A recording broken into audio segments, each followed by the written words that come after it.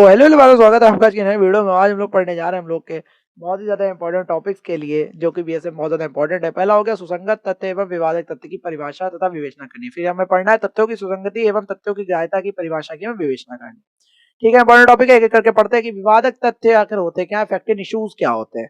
परिभाषा इसकी किसके अंतर्गत है? बीएसए की धारा 211 के अंतर्गत है। जो बीएसए की जो धारा 2023 की जो धारा है वो किसके अंतर्गत है? धारा 2 1 और इसके अंदर भी जो इसके क्लॉज बटे हुए उसके अंदर होगा। ठीक है, विवादक तथ्य होता क्या उसको पहले समझते हैं। विवादक तथ्य वे तथ्य होते हैं जिनसे अकेले ही या अन्य तथ्यों के साथ मिलकर किसी ऐसे अधिकार, दायित्व, लायबिलिटी या निर्योग्यता या डिसेबिलिटी के अस्तित्व, अनस्तित्व, प्रकृति या विस्तार की उत्पत्ति होती है, जिसका किसी वाद या कार्रवाई में दावा किया गया या इनकार किया गया। यानी विवादक तथ्य वे तथ्य होते हैं जिनसे अकेले ही किसी या अन्य तथ्यों के साथ मिलकर किसी ऐसे अधिकार, दायित्व, लायबिलिटी और या निर्योग्यता के अस्तित्व, अनस्तित्व, प्रकृति या विस्तार की उत्पत्ति होती है, तो जिसका किसी विवाद या वाद में या कार्रवाई में दावा किया गया है या उसे इनकार किया गया है, उसे विवादित तथ्य कहते हैं। विवेचना देखें, साधारण शब्दों में बोले, ये वे तथ्य हैं जिन्हें एक पक्ष स्वीकार करता है और दूसरा पक्ष इनकार करता है।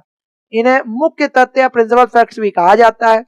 न्यायालय का पूरा निर्णय इन्हीं तथ्यों को साबित या ना साबित करने पर टिका होता है। समझ में आ गया? उदाहरण भाई देख लो, इसमें भी बहुत ज्यादा उदाहरण की जरूरत होती है। उदाहरण देखें, ए ने बी पर हत्या की आरोप है। यहाँ विवादक तथ्य क्या होंगे? क्या ए ने बी की मृत्यु कारित की? क्या ए का इरादा बी को मारने का था? क्या ए को बी ने गंभीर और अचानक उकसावा दिया था कि नहीं दिया था? ठीक है, सुसंगत तथ्य, रिलेवेंट फैक्ट्स देख लो। परिभाषा देखो तो बीएसए 2023 की धारा 2 1 के अंतर्गत ये दी गई है।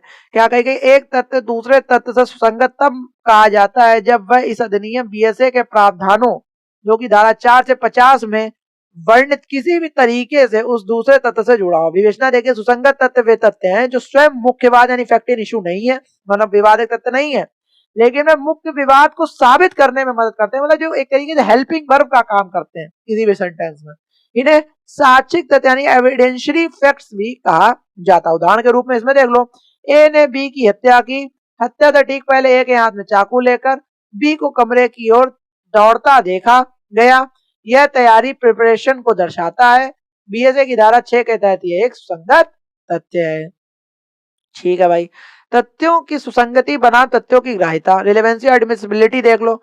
कानून, ये दोनों शब्द अक्सर एक जैसा लगता है। कानून में ये दोनों शब्द कैसे लगते हैं? अक्सर एक जैसा लगते हैं, लेकिन इनमें गहरा तकनीकी अंतर है। सुसंगति या रिलेवेंसी क्या होती है? देखो, यह तर्क और सामान्य बुद्धि पर आधारित है। यानी यह तर्क और जो एक सामान्य जनरल बुद्धि पर आधारित है। यह यदि एक तथ्य दूसरे तथ्य के अस्तित्व की संभावना को बढ़ाता या घटाता है तो वह सुसंगत है। यानी यदि कोई एक फैक्ट है तो दूसरे फैक्ट के अस्तित्व की संभावना को बढ़ाता है या उसको घटाता है तो वह क्या? सुसंगत है, उसे रिलेवेंट है। ठीक है, रेलिवेंसी कहते हैं उसे। बीएसए की धारा 4 से 50 बताती है कि कौन से तत्व सुसंगत होंगे। ग्राह्यता, एडमिसिबिलिटी देख लो, अब इसके अंतर्गत क्या कह रहा है? यह पूरी तरह से कानून का नियम है। कोई तत्व सुसंगत होने के बावजूद भी न्यायालय द्वारा अग्राही, इनएडमिसिबल घोषित किया जा सकता है यदि वह कानून के कड़े नियम जैसे विशेषाधिकृत संसूचना के विरुद्ध हो, तो उसे कभी भी अनएक्सेप्ट किया जा सकता है। ठीक है, और मुख्य अंतर देख लो, यहाँ पे मुख्य अंतर तालिका भी इसलिए बना दी गई है। यहाँ पे सुसंगति हो गई, यहाँ पे ग्राह्यता हो गई। आधार इसका है तर्क और कार्य से कार्य कारण से संबंधित है। इसमें कानून के सख्त नियम होते हैं। बीएसए की धारा 4 से 50 तक है, ये धारा 51 और उसके बाद की प्रक्रिया को बताती है ग्राह्यता।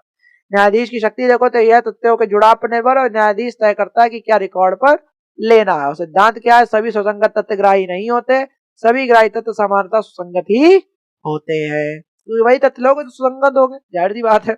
महत्वपूर्ण निर्णय बात देख लो, इसमें बहुत ज्यादा इंपॉर्टेंट है case laws. Ram Bihari Yadav versus state of Bihar वाला मैटर देखें तो इस मामले में सुप्रीम कोर्ट ने स्पष्ट किया कि सुसंगति और ग्राह्यता समानार्थी नहीं है। एक तथ्य सुसंगत हो सकता है जैसे पुलिस को दी गई स्वीकृति, लेकिन वह कानून के विशेष प्रावधानों जैसे बीएसए की धारा 23 के कारण अग्राही भी हो सकता है। उसे इनएडमिसिबल जिसे कहते हैं, नहीं लिया जा सकता है मैटर में। स्टेट ऑफ यूपी देख लो तो अदालत ने कहा कि विवादक तथ्य वे हैं जो कानूनी अधिकारों का आधार बनते हैं, जबकि सुसंगत तथ्य वे साक्ष्य है जो उन अधिकारों को प्रमाणित करते हैं। ठीक है, अब नीचे आ जाओ। फिर कह रहा है कि बीएसए 2023 के तहत नया विश्लेषण देख लो तो भारतीय साक्ष्य अधिनियम 2023 ने इन अवधारणाओं को और अधिक स्पष्ट किया। कैसे किया? कि डिजिटल साक्ष्य की सुसंगति, अब धारा 61 से 63 बीएसए के तहत डिजिटल रिकॉर्ड्स को सुसंगत और ग्राही बनाने के लिए विशेष प्रक्रिया दी गई है। विवादक तथ्य को साबित करने विवाद तथ्यों को साबित करने के लिए अब स्मार्टफोन सर्वर और क्लाउड डेटा सुसंगत तथ्य माने जाएंगे। धारा 4 बीएसए जिसे रजिस्टर कहते हैं, पुराने अधिनियम की धारा 6 अब धारा 4 बन गई है। यह बताती है कि वे तथ्य जो एक ही समव्यवहार या सेम ट्रांजैक्शन के भाग हैं वह सुसंगत ही होंगे। ठीक है। और यहाँ पे मौखिक साक्ष्य की ग्राह्यता धारा 59 के अंतर्गत दी गई। यह अभी यह स्पष्ट है कि मौखिक साक्ष्य हमेशा प्रत्यक्ष होना चाहिए ताकि उसकी ग्राह्यता बनी रहे, डायरेक्ट होना चाहिए। ठीक है, बेस्ट। एक सफल ट्रायल के लिए वकील और न्यायाधीश को सबसे पहले यह तय करना होता है कि विवादक तथ्य हैं क्या, मेन मैटर के जो तथ्य है, मेन जो प्रिंसिपल्स जो फैक्ट्स है, प्रिंसिपल फैक्ट्स वो हैं क्या। इसके बाद सुसंगत तथ्यों को पेश किया जाता है हेल्पिंग वर्क के तरीके से, एविडेंशियली जिन्हें फैक्ट्स कहते हैं।